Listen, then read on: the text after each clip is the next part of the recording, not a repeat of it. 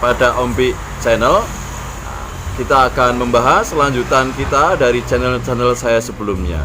Yang penting tidak jelimet, tidak ruwet, non kolesterol, dan matematika selalu menyenangkan. Yuk kita ikuti bersama-sama lagi.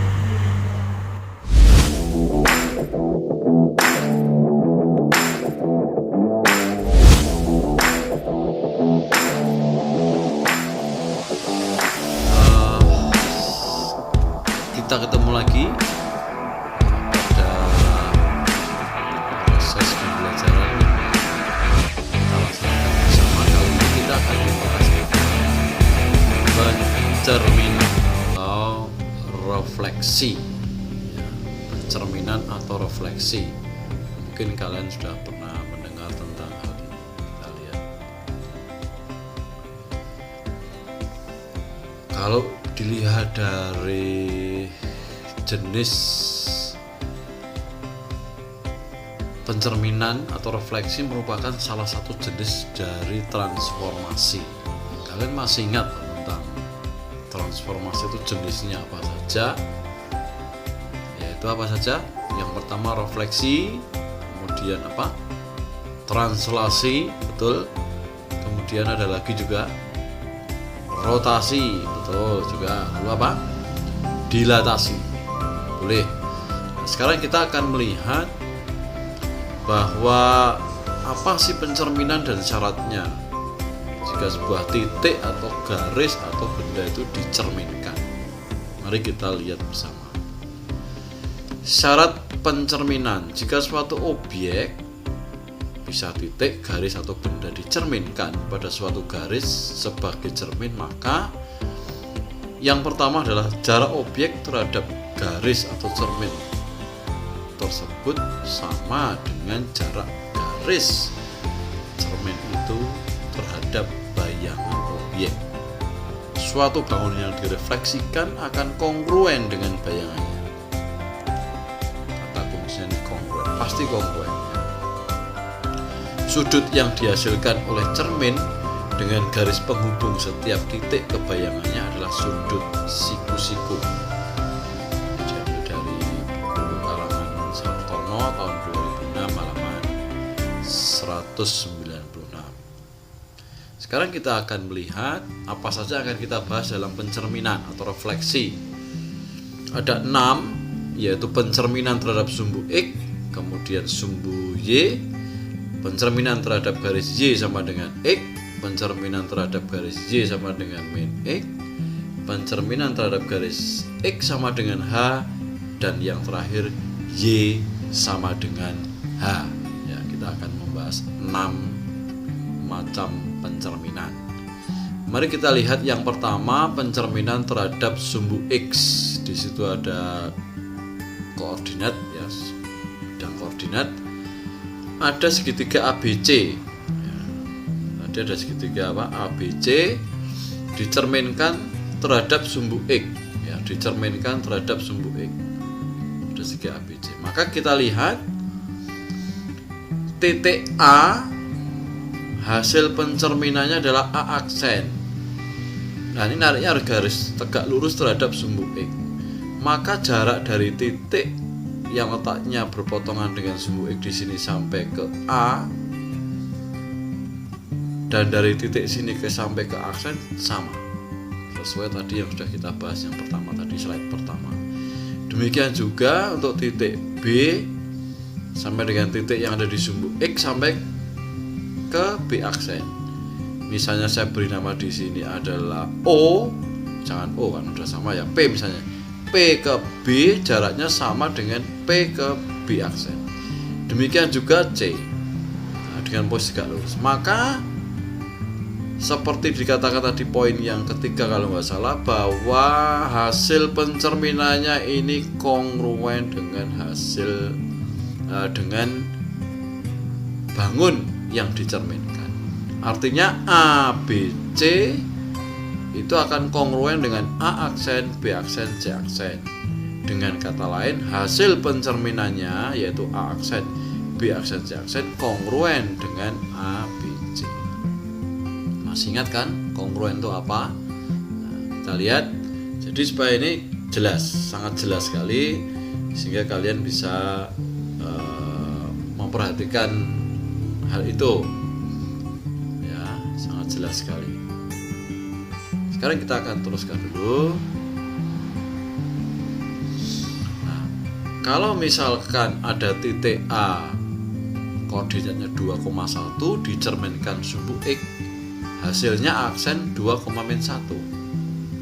Kalau ada titik B 6,1, hasilnya B aksen 6,-1. Ada titik C 4,4, cerminkan sumbu X, hasilnya C aksen 4,-4. Maka kesimpulannya kalau X, Y dilihat absis koordinatnya, maka kita lihat berarti ada perubahan di mana nih? Ada perubahan di mana? Kita lihat dulu. Ada perubahan di mana? Nah, ternyata koordinatnya negatif. Maka di sini kalau X, Y berarti X, min.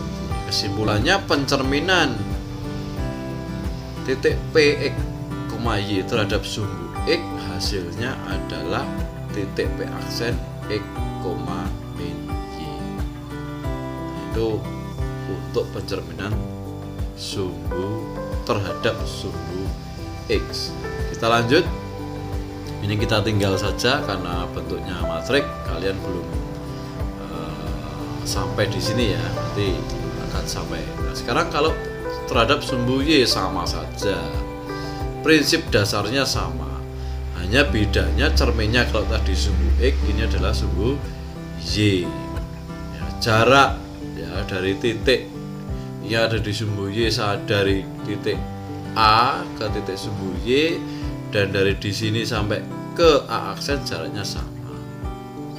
Demikian juga bangunnya kongruen dengan bangun asli ketika sebelum dicerminkan. Nah, sekarang kita lihat lagi untuk titiknya, sama juga terhadap sumbu Y ada titik A dengan koordinat 2,4, di sini aksen min 2,4.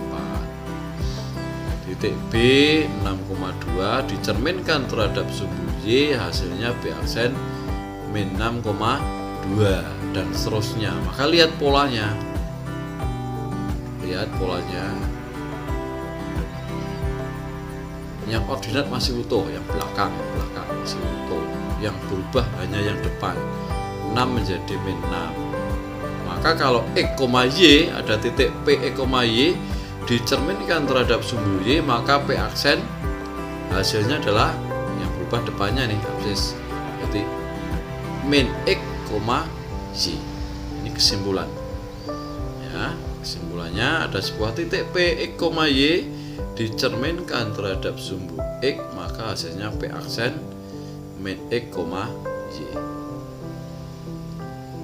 Nah, ini matriknya nggak usah, sama saja. Nah, jadi sekarang yang agak berbeda ini adalah kita pencerminan terhadap Y sama dengan X. Perhatikan garis Y sama dengan X. Oh, meloncat. Sorry. Y sama dengan X. Nah, ini dia. Cerminnya ini sekarang. Ya. Tidak mendatar atau tegak, tapi dia tepat 45 derajat antara sumbu X dan sumbu Y. Prinsip dasarnya sama dengan yang tadi pada prinsip-prinsip pencerminan. Maka di sini ya A, B, C segitiga yang asli dicerminkan terhadap Y sama dengan X, hasilnya adalah A aksen, B aksen, C aksen, dan kongruen. Sama, analoginya sama. Analog dengan yang hasil pencerminan tadi sumbu X, sumbu Y. Kita lihat untuk titik-titiknya. Jika ada titik A 4,1 dicerminkan terhadap garis Y sama dengan X, hasilnya adalah A aksen 1,4. Kalau B 7,1 hasilnya 1,7. Lihat, perhatikan polanya. Perhatikan polanya. Demikian juga yang C 7,6 6,7. Maka jika kita lihat polanya X, Y hasilnya adalah, ya betul sekali, Y, X, dibalik aja. Ya, dibalik aja. Nah, ini menjadi kesimpulan juga pencerminan terhadap garis Y sama dengan X. Jika ada P, X, Y hasilnya adalah P aksen Y, X. Ya, kalian bisa rangkum satu persatu dari pencerminan sejak awal tadi. Nah, ini nggak usah. Nah, sekarang pencerminan Y sama dengan min X. Ini perhatikan garisnya, apa bedanya dengan yang tadi yang Y sama dengan X? Arahnya ya, arahnya loncat lagi. Sebentar. Arahnya. Kalau tadi Y sama dengan X kan ke sini. Nah, ini yang ke kiri atas. Kalau tadi ke kanan atas. Sama, prinsipnya sama. Ya. Prinsip-prinsip pencerminan di sini jelas, gambarnya aja kamu lihat ya, prinsip pencerminan sama aja, kongruen, lalu tegak lurus, jika titik-titik ini dihubungkan, jaraknya sama ya. Sekarang kita lihat untuk titik-titiknya. Jika ada titik A min 5,7 dicerminkan terhadap garis Y sama dengan min X, maka hasilnya A aksen min 7,5. Kalau ada B min 1,7 dicerminkan Y sama dengan min X, hasilnya B aksen min 7,1. Perhatikan polanya. Perhatikan polanya. Lihat polanya, perhatikan. Nih, min 1,7 menjadi min 7,1. Min 1,3 menjadi min 3,1. Maka kalau ada titik P, X, Y berarti, ya betul sekali, tinggal ditukar saja lalu negatif ya, dibuat negatif yang depan, sehingga di sini jika X, Y menjadi min Y, min X. Betul kan? Sangat jelas ya. Nah, maka di sini kesimpulannya adalah tadi, jika ada titik P koordinatnya X, Y dicerminkan terhadap Y sama dengan min X, maka hasilnya adalah min Y, min X. Ini pencerminan terhadap garis Y sama dengan min X ya. Nah, sekarang pencerminan terhadap garis X sama dengan H. Apa maksudnya garis X sama dengan H? Jika kita melihat di sini, perhatikan, ini adalah contoh garis X sama dengan H. X sama H, misalnya saya isi, hanya saya ganti nih X, hanya saya ganti 4, maka X sama dengan 4. Berarti dia letaknya tepat pada titik 4 pada sumbu X. Di sini misalnya. Nanti X sama dengan min 5, berarti letaknya tidak di sebelah kanan tapi di sebelah kiri. Di sini garisnya tegak. Nah, ini prinsip pencerminannya sama dengan yang tadi, sama persis ya, hanya letak cerminnya aja yang beda. Jelas ya, ini garis X sama dengan A. Nanti kita akan bahas tersendiri untuk garis-garis ini, tapi kalian mengingat dulu ya. Sekarang kita lihat untuk garisnya, titiknya.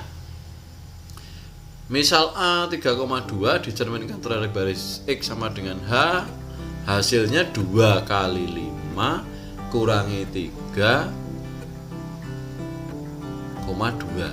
Dari mana ini? Coba kamu lihat, perhatikan ya. 2 kali 5 10, kurangi 3 7. Duanya masih utuh nih, yang belakang masih utuh, koordinatnya masih utuh. Nah, maka kalau kita simpulkan X, Y ada titik P, X, Y, maka P aksen adalah 2H. H dari mana? Kalau di sini 5 ini harusnya diganti 5. X sama dengan garis X sama dengan 5. Maka 2 kali 5 kurangi 3,2. Kalau di sini garisnya X sama dengan 4, berarti 2 kali 4 kurangi 3. 3 dari mana ini? 3 dari absis di sini. Koma 2, 2-nya masih betul, dan seterusnya. Nah, ini menjadi rumus. Jika P X, Y, maka P aksen 2H dikurangi X, Y. Ya, nanti akan lebih jelas pada latihan soal.